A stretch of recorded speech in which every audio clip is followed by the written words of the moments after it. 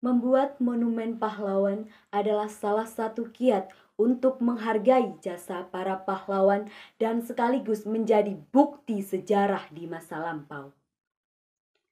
Tapi, apa jadinya jika sebuah monumen tersebut tidak terawat dan malah ingin dibongkar oleh para penguasa dengan dalih pembangunan dan perbaikan tata kota? Langsung saja sebuah pementasan dengan lakon monumen karya Indra Tranggono yang disutradarai oleh R. Zulfa Setyoko Pamungkas. Selamat menyaksikan.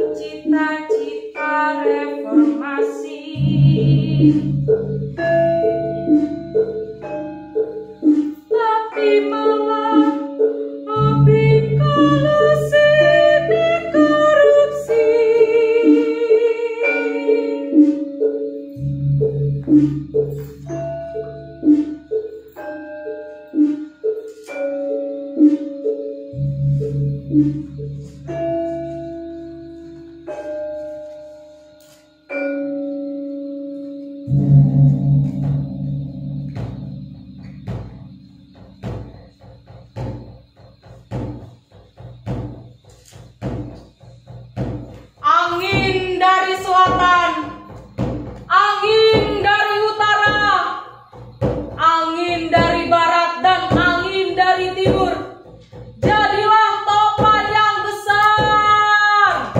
Nanti ku beri upah air tape, rontokkanlah seluruh permintaan, rontokkanlah.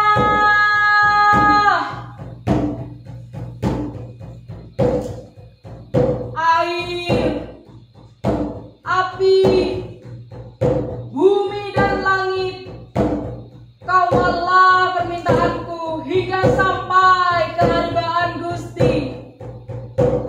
Awal dan akhir perjalanan kehidupan, jagat cilik, jagat gede, dan jagat setengah gede, leburlah menyatu menjelma jagat tunggal.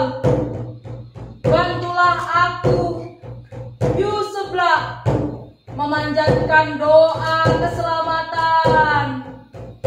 Semoga para pahlawan yang tidur damai di monumen ini diterima Tuhan secara sempurna.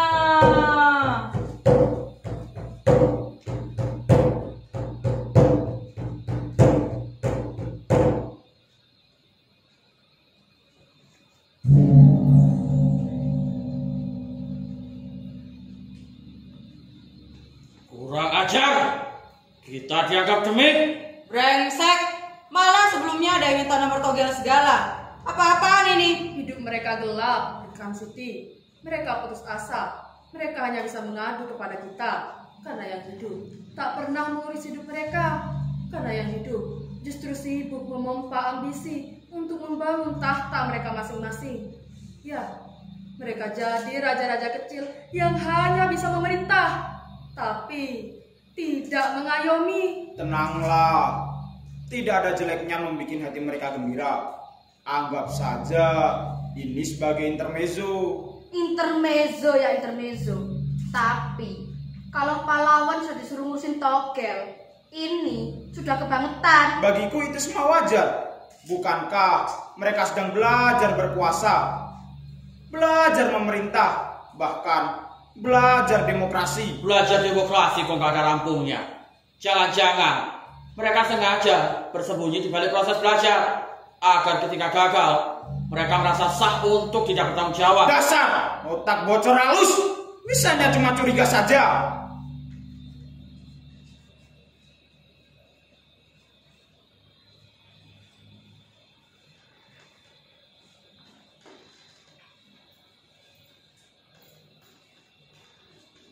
Mau apa datang ke sini? Langsung bilang. Ya, begini. You sudah dengar tentang kasus penggelapan dana logistik orang-orang miskin. Itu sudah tersebar di mana-mana, di televisi, di koran, bahkan di media sosial, yuk. Lah terus, hubungannya opo denganku? Mau korupsi ya silakan, mau nyopet ya silakan. Itu semua bukan urusan saya. Ya, ini urusan saya, yuk. Jelas saya terlibat dalam urusan ini. Nah, maksud kedatangan saya ke sini, saya mau minta perlindungan sama Yuk sebelah agar saya terbebas dari pemeriksaan, Yuk. Berapapun biaya yang minta Yuk sebelah dan sesajen yang diminta monumen ini, saya siap untuk menyiapkan. Sampean jangan celometan loh di sini. Mosok para pahlawan disuruh melindungi koruptor. Lagian saya ini tidak ada mantra penangkal untuk koruptor. Jadi konsultasi terpaksa ditutup dan sampean saya persilakan pergi. Yuk. Saya ini kan jauh-jauh datang ke sini, Yuk. Ya masa saya gak boleh minta perlindungan, Yuk. Saya ini orang susah, Yuk. Wes emoh aku pokoknya emoh. Aduh, ngomong sih, wes. Ini namanya cek, pegang dulu. Nah, di cek ini, you bisa tulis berapapun yang diminta. Mau nolnya 9, 10, 11, bahkan 20 pun bisa, yuk. Tinggal you besok, tinggal ke bank, cair yuk. Yes, tadi sih, you punya apartemen, punya mobil Mercedes, nggak perlu tinggal di monumen jepit kayak gini, yuk. Nah, pasti kan yuk, pikirkan lagi, wes yuk. Yang penting saya bebas yuk dari pemeriksaan yuk. Ya yuk ya, jangan lupa loh yuk. Saya misi yuk. Tapi ini loh. Padahal aku dukun ini kan juga cuma iseng-isengan. Tapi ya aku malah dapet uang beneran. Bisa nolnya 9, 10, 11, 20 lagi. Sampai sini nih aku dari pekerjaan yang di sini.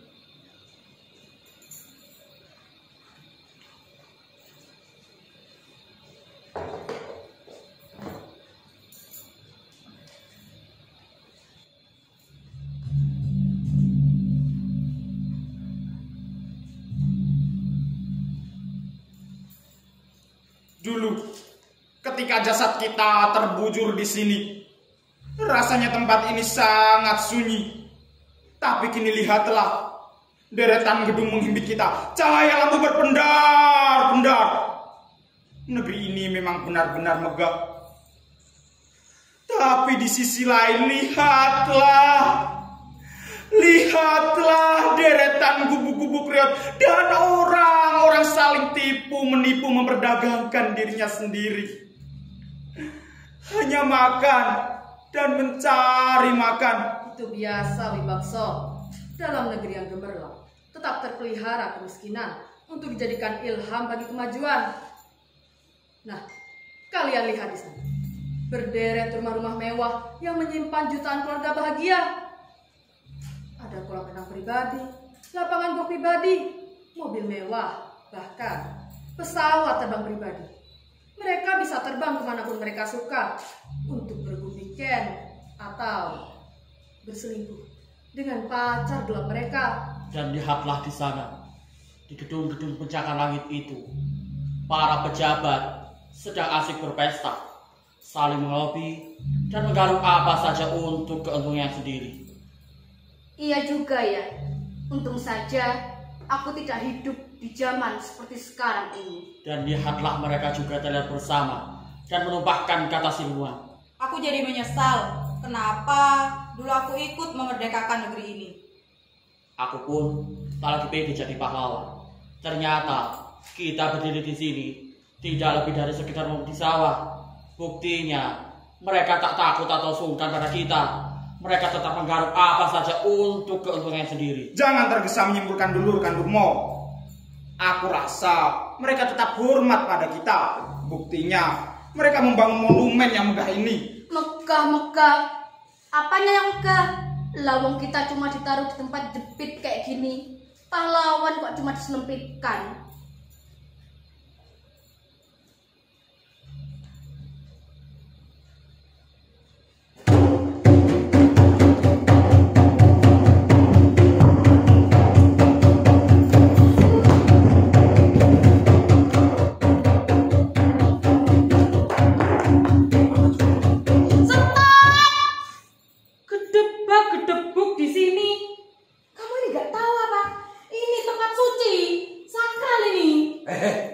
Tadi saya itu lihat copet.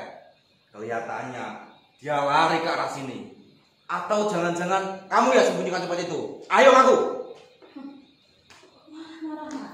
Kamu ini belum tahu siapa saya.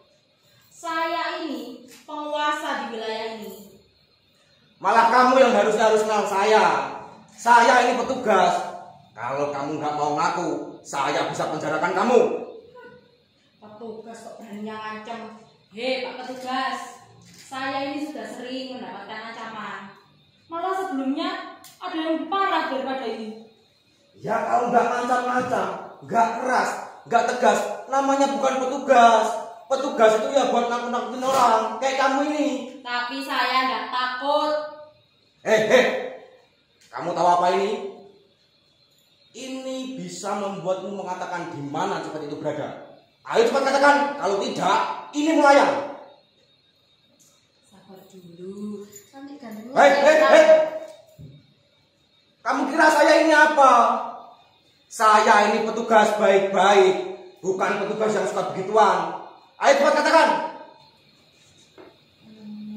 Kalau tidak kesana, ya.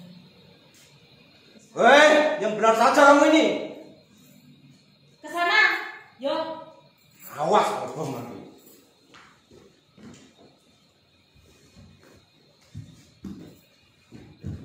Oh alah lur.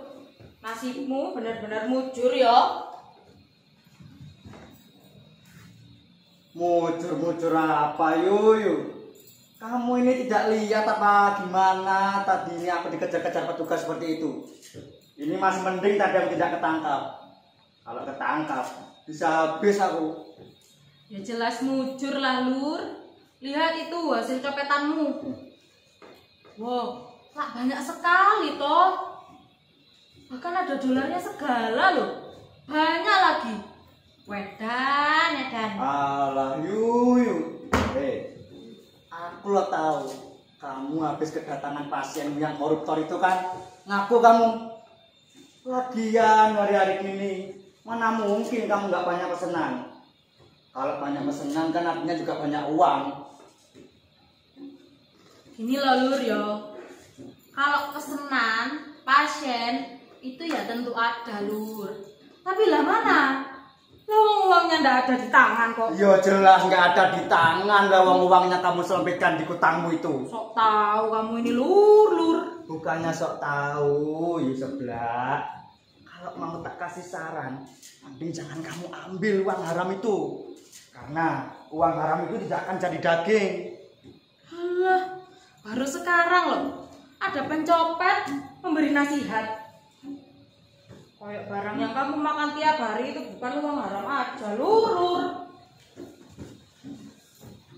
Wahai sebelah yang aku cinta, ketahuilah serendah-rendahnya copet seperti aku ini masih jauh lebih baik dari koruptor yang masih itu. Pencopet itu hanya merugikan satu orang, paling orang yang dicopet. Dan sedangkan koruptor, mereka itu merugikan banyak orang, merugikan masyarakat. Marahnya lagi, bisa bikin bangsa ini hancur. Sok suci kamu, Lur. Lah wong koruptor dan copet itu ya sama-sama maling kok. Ya meskipun sama-sama maling, pencopet itu jauh lebih jantan daripada koruptor. Dan menang resiko digebukin dan bahkan siap mati. Terus sedangkan koruptor, mereka itu berlindung di balik SK ini, SK itu. Dan kalau ketahuan, mereka itu saling lempar tanggung jawab, copot-copotan kayak ular. Maka survei membuktikan meskipun sama-sama merugikan, pencopet ini jauh lebih beradab daripada koruptor. Pencopet itu lebih fair karena tidak ada satupun peraturan yang melindungi copet yuk. Kalau koruptor untuk memeriksa saja izin sana, izin sini. Dan sedang copet seperti aku ketangkap, ya mau lapor siapa? Apa mau lapor KPHAC, Komisi Perlindungan Hak Asasi Copet? nah terus Lur, kesimpulannya apa? Ya lebih baik jadi copet daripada jadi koruptor yuk. Allah. Bicaranya sudah seperti politikus saja. Berbusa-busa tapi makna kenyis, berdebus. Ah, suka saya ceringisnya. Tapi jatahku nanti malam jangan lupa. Pokoknya ada uang, ada gaya. Waktu tamasya keminaria, pulang-pulangku berbadan dua, meski tanpa restu orang tua, sayang aku rela abang bawa pulang. Panggil aku si Jabai, abang jarang pulang, aku jarang dimulai. Alah, sinetron terus. Mas Karep. Iya, jenguk sayang. Saya Mas Karep ini loh, luar biasa. Percintaan kita jadi indah loh Mas. Meskipun kadang-kadang terasa sedikit keras. Ya keras, tapi indah. Ajengku sayang, seandainya kalau ada perubahan, kamu akan Mas belikan RSS, rumah sedikit semen. Kita berdua bisa bercinta di sana, mengarungi benua-benua impian. Rayuan Mas Karep ini sangat puitis. Percintaan kita jadi dramatis. Ya, begitulah jenguk sayang. Ternyata Mas ini masih menyimpan sedikit bakat sebagai seorang penyair. Orang yang kita percaya berkata-kata, ya meskipun terkadang hampa makna. Mas Karepku sayang, kata-katamu tetaplah serat makna. Dan Mas Karep ini telah membawaku ke dunia yang sangat indah. Ya meskipun maya. Oh iya, Mas kan telah berjanji untuk memberikanmu RSS, rumah sedikit semen. Kira-kira kamu ingin bangun rumah impian kita di mana? Di perumahan Mawar, perumahan Kamboja, atau perumahan Lavender? Kita harus siap untuk meninggalkan tempat ini karena menurut berita yang baca, monumen ini mau diadakan pemugaran. Alah, pemugaran. Kamu ini kan suka membuat. Ya gimana aku mau percaya? Kamu gak percaya? Sekarang duduk, diam dan dengarkan. Mana coba? Lihat.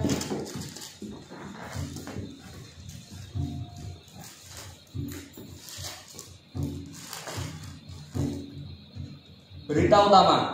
Kepala Kota Praja Banjarsari RM Bikis merencanakan pemugaran monumen yang terletak di Jalan Kemerdekaan. Pemugaran monumen ini akan memakan dana APBD sebesar 3M. Lewat pemugaraan ini akan ada beberapa petung yang akan dibuang dengan alasan status kepahlawanannya yang masih diragukan. Pemugaran monumen. Mana? Halah yuyu, berita gitu aja masa kamu nggak tahu? Dasar kurang update kamu. Kalian ini hanya sibuk soal uang dan selangkangan. Ini ada berita penting. Bisa gawat ini. Kalau ini memang benar-benar terjadi, rumah kita bisa terancam. Begini saja, lebih baik kita cari tahu dulu kebenaran mengenai berita ini. Karena bagaimanapun ini menyangkut kelangsungan hidup kita di sini. Gimana? Setuju? Setuju. Ayo ikut.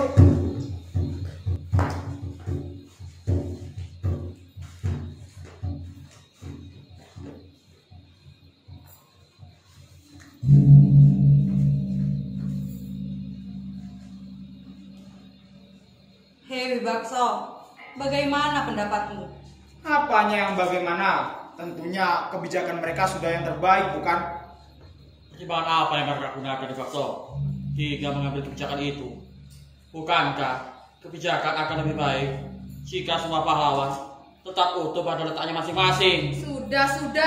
Kalian ini terlalu mendramatisasi masalah. Wajarlah jika kalian terus gelisah karena kalian kurang ikhlas dan terlalu banyak menuntut. Dan untuk apa kita selalu menuntut? Toh kita tak dapat lagi menikmati apa-apa. Salah satu kenikmatan hanyalah merasakan hormat anak cucu kepada kita. Apa tidak bisa hormat dengan mengutuhkan pahlawan tanpa meniadakan salah satu hanya karena status? Bagaimanapun alasannya, mereka tetap membutuhkan kita agar mereka dikenang sebagai bangsa yang besar. Sangat wajar bila diadakan pemugaran untuk memperindah kondisi kita, karena mereka ingin dikenang dengan citra pahlawan yang serba bersih, serba indah. Tapi kenapa wajahku ini tetap saja dibuat bopeng? Mestinya kan mereka bisa membuat wajahku ini sedikit tampan. Tidak dengan semacam ini. Ini kan membuat Rakan Juduro jadi malu. Padahal kalian tahu sendiri bopengnya wajahku ini kan karena cipratan gerak musuh. Yang bener Mo, wajah bopengmu itu kan karena penyakit cacat. Nggak ada hubungan dengan perang. Nggak ada, cuma terlambat imunisasi saja. Buset, imunisasi Belanda mana aku suka. Syukurilah Bung Durmo. Justru wajah bopengmu itu menandakan bahwa kamu pahlawan asli. Tidak dipoles-poles. Sama dengan aku. Kakiku yang cacat ini sengaja dipertahankan bengkok. Ini membuktikan bahwa aku benar-benar berjuang. Berjuang? Atau karena kebodohan? Jelasnya kamu ini kan dulu menginjak ranjang kamu sangka nanas toh? Halah, jujur saja. Hei, kalau mau jujur-jujuran, kamu ini sebenarnya tidak layak jadi pahlawan. Apa itu dapur umum? Apa itu sayur mayur? Ini kan gara-gara kamu waktu ngulek sambar lalu kelilipan peluru nyasar. Lalu koit langsung del jadi pahlawan. Betapa mudahnya jadi pahlawan. Mbokku wae ya iso. Loh, kok lantas undat-undat kepahlawananku toh? Dasar picik. Kamu kira pahlawan itu yang hanya manggul senjata dar-dar klotok-klotok, yang maunya nembak kaki tapi kena kepala itu? Iya. Lalu tanpa malu menyematkan gelar jenderal besar di dadanya sendiri itu. Kamu pikir hanya laki-laki yang berhak jadi pahlawan, sementara kami, kaum perempuan, hanya rela menunggu laki-laki pulang, rela dilucut hingga telanjang, lalu menjelajahi setiap jengkal tubuh kami sambil bercerita tentang dahsyatnya pertempuran. Kamu ini tidak adil sekaligus anarkis. Anarkis, cabul sadis. Dulu semasa hidup disepelekan. Sekarang pun setelah mati tetap diremehkan. Kamu ini tidak adil. Apa hanya karena aku perempuan lantas disepelekan? Kamu ini tidak sensitif gender. Tidak ada yang menyepelekanmu, rekan cempluk. Bahkan kami sangat bangga denganmu. Bangga? Bangga apa? Lawang patungku saja diletakkan di bawah kalian. Bahkan setelah jadi patung pun perempuan tetap diperlakukan tidak adil. Tapi peletakan patung ini ada dasarnya. Kami semua pantas berada di atas karena dulu kami berjuang di garis depan. Lah sedangkan kamu kan di dapur umum. Ini kan sudah adil. Kalau nggak ada dapur umum, kalian semua ini kelaparan. Apa kalian mau makan peluru? Kami akui, itu kami akui. Tapi lo ya, kalau tiba-tiba jasamu itu tidak sebesar jasa kami, jadi sudah cukup banyak. Kamu itu dianugerahi gelar pahlawan. Loh, aku saja tidak minta dianggap pahlawan. Enggak minta, meskipun juga tidak menolak. Dari segi nama saja, aku ini tidak pantas dijadikan pahlawan. Biasanya kan pahlawan perempuan itu namanya bagus dan gagah, seperti Raden Ajeng Kartini, Cut Nyakdin, Cut Mutia, Dewi Sartika, atau Nyai Ageng Serang. Lah kok cempluk? Aku sendiri malu. Tapi ya apa boleh buat, biarlah fitnah akan kuterima dengan sukacita. Sejarah telah menjadi gembong paling aman untuk menyimpan rahasia kita. Karena rahasia kita dilindungi oleh sejarah. Bahkan kita adalah sejarah itu sendiri. Kalian tidak dengar tadi? Monumen ini akan dipugar. Nama kita akan semakin menjulang. Dan generasi demi generasi akan selalu mengenang kita. Itulah anugerah terindah Silpa Sorga. Tak sia-sia, dulu aku dengan jantung berdegup menerobos kantung-kantung musuh untuk mencari bocoran informasi. Para pasukan Kenil, tentara-tentara bayaran penjajah itu dengan tololnya menganggap aku ini sekutu. Padahal aku ini seteru. Dan aku pun tertawa terpingkal-pingkal ketika mereka gagal menyerbu kantung gerilyawan-gerilyawan yang mereka anggap kaum ekstremis. Dan kebahagiaanku berguncah-guncah ketika gerilyawan-gerilyawan kita menggempur musuh tanpa ampun. Kamu memang mata-mata yang sangat cerdas. Matamu setajam mata elang, pendengaranmu setajam kesunyian. Ya, aku masih ingat dulu pertempuran di Watu Gilang. Berkat informasimu, aku bisa menghalau dan mengalahkan musuh-musuh itu. Aku? Enak saja kau bilang aku. Padahal dulu kamu lari terbirit-birit ke gunung dan ke hutan. Dan tanpa malu, kamu menyebut sedang bergerilya. Lalu soal pertempuran Watu Gilang itu, kamilah yang menghadapi musuh satu lawan satu. Kakiku yang cacat ini menjadi saksi sekaligus tumbal keberhasilan kita menyapu musuh dan ranjau. Tapi akulah pemimpin serangan itu, Siti. Akulah yang mempunyai inisiatif untuk melakukan serangan fajar itu. Pemimpin? Aku tanya, pemimpin? Siapa yang mengangkat menjadi pemimpin? Siapa? Waktu itu kita sama-sama pemuda yang hanya bermodal nyali. Jadi tidak ada jabatan, tidak ada hierarki, tidak ada koordinator, apalagi pimpinan produksi. Jadi untuk apa kamu membangga-banggakan perjuanganmu yang kosong itu, Bung Wibakso? Kenapa kamu dan kalian sibuk menghitung-hitung jasa yang sesungguhnya hampa? Siti, belajarlah kamu menghargai orang lain, menghargai aku, dan juga menghargai Ratri. Nyawaku kupertaruhkan demi kemerdekaan, juga tubuhku. Jutaan pori-pori dalam tubuhku menjadi saksi ketika aku menyelinap mencari bocoran informasi. Mendadak, aku disergap oleh tentara-tentara bayaran penjajah itu.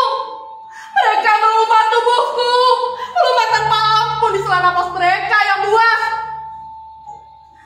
Tapi sebelum serigala-serigala itu menggerang-girang di puncak kenikmatan, tanganku berkelebat menikamkan belati di tubuh mereka.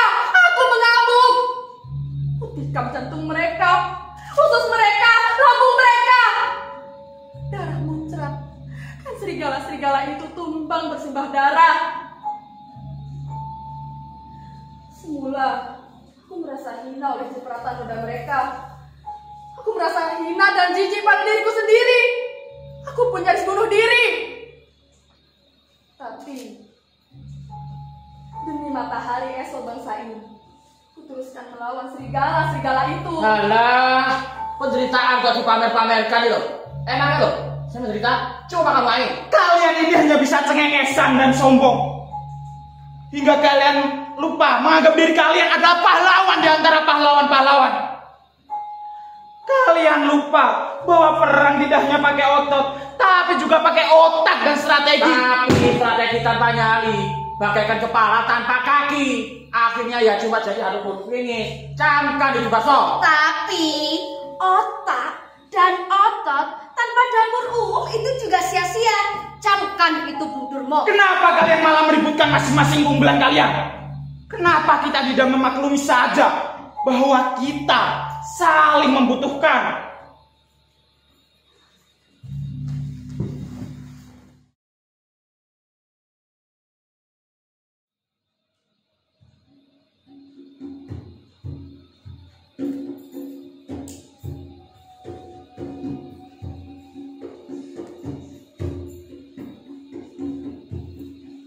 Ngangkal terus. Halah Yuyu, kayak kamu ini nggak pernah muda aja. Tentunya kan kamu juga pernah merasakan kasmaran. Kasmaran sih kasmaran. Tapi kalau sama Karep yang bau sampah, ya moh aku. Meskipun Mas Karep ini bau sampah, tapi dia udah berjanji untuk membelikanku RSS, rumah sedikit semen. RSS, uang dari mana? Waduh yuk, gawat ini yuk. Gawat. Tenang dulu Lur, duduk-duduk dulu gitu loh. Ini ada kabar terbaru dari balai kota yuk. Cerita apa lagi sih Mas Kalus? Udah, diam. Ini, dengerin, tak bacain. Rencana pembukaan monumen pahlawan dinilai mubazir karena terlalu memakan banyak dana APBD. Pemerintah melalui pakar ekonomi bersepakat untuk menggusur monumen dan dialihfungsikan menjadi pusat keramaian berupa mall. Dan gawatnya lagi, pembongkaran ini dilakukan hari ini yuk. Kurang ajar. Seenaknya saja pemerintah ini bikin kebijakan. Lah iya, sebenarnya maunya mereka itu apa? Katanya membela rakyat kecil seperti kita, tapi nyatanya mereka mau menyingkirkan kita. Seharusnya kalau ada kebijakan semacam ini, ya minimal pemerintah sudah harus memikirkan tempat tinggal yang layak untuk kita ini. Betul itu Mas Karep. Mengingat tempat ini juga menjadi tempat yang bersejarah bagi kita semua. Jadi bagaimanapun kita harus mempertahankan rumah kita ini. Parahnya lagi, pemerintah sudah tidak menghargai lagi jasa para pahlawan. Dalihnya meningkatkan ekonomi. Padahal sebenarnya mereka itu hanya tergiur oleh janji-janji para rektor itu. Pokoknya bagaimanapun juga kita harus melindungi rumah kita ini. Meskipun harus banjir darah sekalipun. Setuju yuk. Pokoknya aku dan rekan-rekan akan selalu membelamu untuk mempertahankan tempat ini yuk. Ya sudah, kita atur strategi, kita kumpulkan massa. Kamu ke sana Jeng, kamu Rep ke sana, dan kamu Lur, kamu ke sana kumpulkan teman-temanmu yang ada di sana. Setuju? Setuju yuk.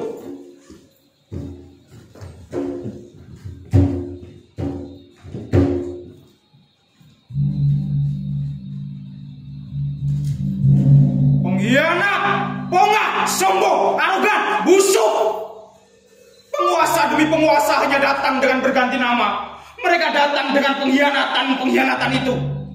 Kita tak lebih dari bongkahan batu yang membeku, bongkahan batu yang berlumut, bahkan menjijikkan. Jiwa-jiwa yang gelap, jiwa-jiwa yang gelap. Alangkah menyedihkannya ini. Alangkah malangnya kalian para pahlawan kelas utama. Nama kalian menjulang tinggi bagai gedung-gedung pencakar langit itu. Sesaat lagi akan terkubur dalam jalan. Bagi kami, pahlawan kelas kambing, sungguh penggusuran ini sangat tidak masalah. Kamu benar rekan Cempluk. Aku sepakat. Aku merasa perbuatan mereka itu sudah benar. Sekalian saja meratakan monumen ini daripada yang di sini sibuk berdebat soal pangkat dan jabatan. Kenapa kalian malah sinis? Padahal kita hendak dihancurkan atas nama laba dan angka-angka.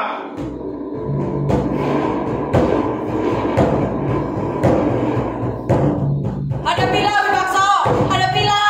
Kenapa kalau kelas utama takut pada berdasar? Saya tahu ya, sekarang tinggal terjadi. Kalau saya ada saja, mau cepat bulldozer, sudah cepat takut. Kalian malah sinis. Kalian lupa bahwa aku dan Ratri adalah bagian dari kalian. Seharusnya kita berjuang bersama-sama, bergembira bersama-sama, dan sedih bersama-sama. Dasar picik, ini bukan masalah pahlawan kelas utama atau kelas kambing, tapi tentang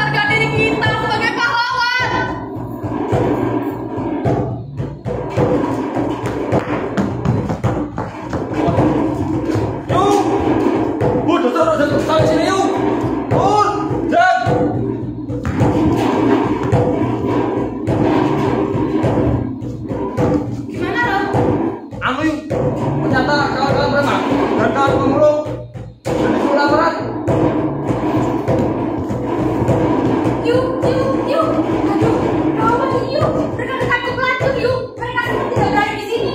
Mereka semua telah berlari dan berdiri. Lalu gimana kita yuk? Tolong yuk. Rekan-rekanku di markas juga sudah diangkut oleh petugas yuk. Aku lihat tadi Bu Dosen sudah mengarah ke sini yuk. Gimana ini yuk gawat yuk? Ya sudah, kita hadapi sendiri Bu Dosen itu. Ayo yuk. Pokoknya kamu harus berani memimpin kami untuk bertahankan tempat ini yuk.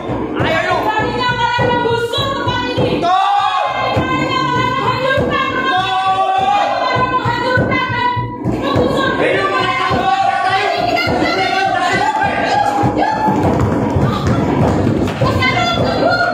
Jangan hancurkan rumah kami.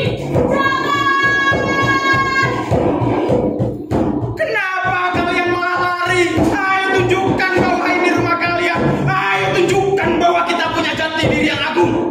Dewi Bakso, kalau kita melawan dosa-dosa itu, kita tidak sedang membela kepongaan sebagai pahlawan, tapi membela harga diri yang diinjak. Aku tak minta penjelasan dari kalian, tapi aku minta kejelasan dari kalian. Ayo lawan mereka. Lawan mereka. Dasar tanah, batu saja kalian makan. Kenapa kalian tidak bawa saja dan sedikit berbagi pada kami? Kenapa?